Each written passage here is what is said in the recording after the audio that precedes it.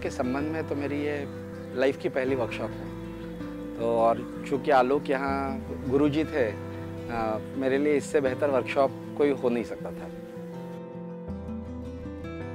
मैं फिल्में डायरेक्ट करता हूँ, तो अभी मेरी तीसरी जो फिल्म है उसका पोस्ट प्रोडक्शन चल रहा था। तो पिछले कई सालों से सिर्फ एज ए डायरेक्टर या राइटर काम कर रहा हूँ और इतना सारा सैचुरेशन आया था, कुछ दूसरा करने का बहुत मन हो रहा था। कहीं ना कहीं हमेशा आपको लीडर की तरह देखा जाता है, तो पहली बार एक स्टूडेंट के भांति वापस नई शुरुआत करना चाहता था।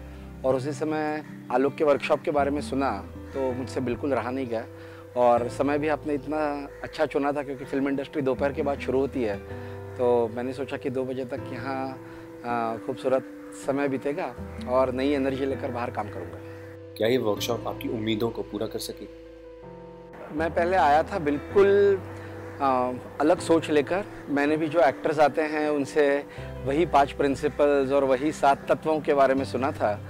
लेकिन आलोक का ये खास करके जो वर्कशॉप है, मतलब इतना खूबसूरत आलोक कंडक्ट करता है। कुछ बेसिक्स को वो वापस टटोलता है, एक अलग किस्म से अपने सिस्टम के रूढ़ी परंपरागत है जो दकियानुसी हो चुकी है उसके प्रति एक बहुत इनडायरेक्टली एक भाष्य होता है। बाकी सारे वर्कशॉप से ये बहुत ही अलग वर्कशॉप है। मतलब ये आप अगर स्कूल में इस तरह का वर्कशॉप रखे तो मेरे ख्याल से आगे की पीढ़ी को बहुत ज़्यादा फ़ायदा हो सकता है। वर्कशॉप में आपका मैजिकल मोमेंट कौन सा था? कुछ चीज़ें जो हमें पता होती है लेकिन वो आपके सबकॉन्शियस माइंड में होती है, उन्हें बाहर सरफेस पर ले आना, ये एक गुरु की सच्ची अचीवमेंट है जो आलोक बहुत खूबी से कर रहा है। एक सिंपल सा एक्सरसाइज था उसने जो किया था, जहाँ पर सभी को एक कतार में खड़ा किया था, जो कि हमारी सोसाइटी के एजुकेशन का एक ठोस सिंबलाइजेशन था। तो उसने पूछा था कि क्या दिख रहा है, तो जाहिर सी बात है कि सभी ने कहा कि सामने सर दिख रहे हैं, लेकिन सर मतलब वो काले बाल थे, तो वो कहीं ना कहीं वो अंधकार है। तो ये जो चीज़ें हैं ये आपको यकाएक एक बार साक्षात्कार हो जाता है, क्योंकि ये आपने कभी इस तरह से इस एंगल से सोचा नहीं था। कोई ऐसी एक्सरसाइज जिससे आप बहुत प्रभावित हुए? अरे बहुत मतलब आज का ही अगर आप वो अलग सुर लगाना और वॉइस मॉड्यूलेशन संगीत के थ्रू, जिसे बिल्कुल गाना नहीं आ रहा है, वो भी अपने आप को एक सुर से अटैच करने की कोशिश कर रहा है, उस सुर में सुर मिलाने की कोशिश कर रहा है। बीच में वो आलोक का एक्सपेरिमेंट जहाँ पर आपने लाइट स्विच ऑफ कर दी कुछ समय के लिए, उस समय प्रैक्टिकली एक मोमेंट ऐसी आई थी कि ऐसे लग रहा था कि वो जो टिबेटियन मंक्स की जो घंटाएँ होती है, वो एक बार आप सर्कल करने के बाद एक नाच सिर्फ उस कमरे में गूंज रहता है, वैसा लगभग अलग अलग सुर थे लेकिन एक ही गूंज थी। तो वो मेरे लिए एक बहुत कमाल का आज अनुभव रहा।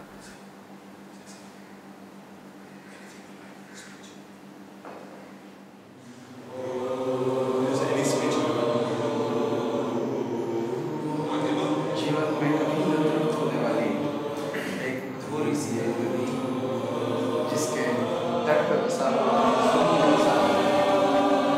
इस नगर में काफी दो विशाल वृक्ष। एक्टर और डायरेक्टर के बीच का एक जो संवाद होता है, उसके लिए आपको एक्टर के अंतरंग भी जानना बहुत ज़रूरी है। यहाँ पर आने के बाद अलग अलग एक्टर्स को किस तरह की इनसिक्योरिटीज़ होती है, किस तरह से डायरेक्टर्स को शायद खुश करने के लिए वो अपने अपने हथकंडे आजमाते हैं, क्योंकि एक्टर का आपका सीधा संवाद सिर्फ सेट पर होता है।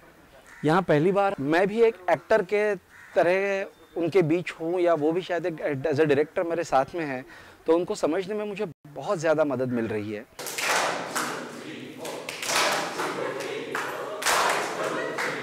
सबसे इम्पोर्टेंट बात ये हुई है कि लाइफ में एक स्थिरता आई थी जो बहुत बेचैन करने वाली थी। जबकि मैं पहले बहुत अच्छा गाता था, वो गाना मेरा छूट गया था इस प्रोसेस में। रोज़ बैठकर 5000 शब्द लिखना या 2000 शब्द लिखना, ये आदत मेरी पूरी तरह से छूट गई थी।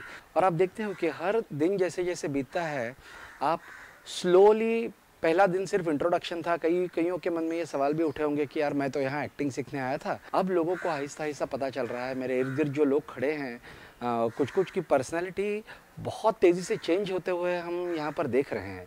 जो पहले दिन एकदम सहमे बुझे थे, जिन्होंने कहा कि पता नहीं क्यों आया हूँ, वो आज खुद ब खुद यहाँ पार्टिसिपेट कर रहे हैं।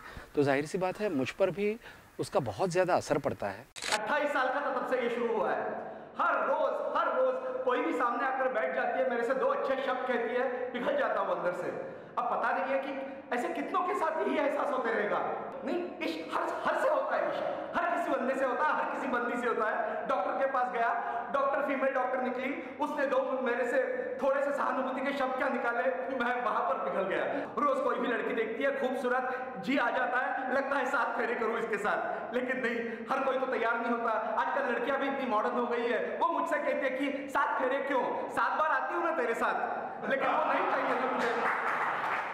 As a director you are suppose to be the captain of ship. उसके लिए आपको औरों को समझने के लिए इससे बेहतर अनुभव मुझे काफ़ी सालों में मिला नहीं था। एक्टर और डायरेक्टर के बीच का एक जो संवाद होता है, उसके लिए आपको एक्टर के अंतरंग भी जानना बहुत ज़रूरी है।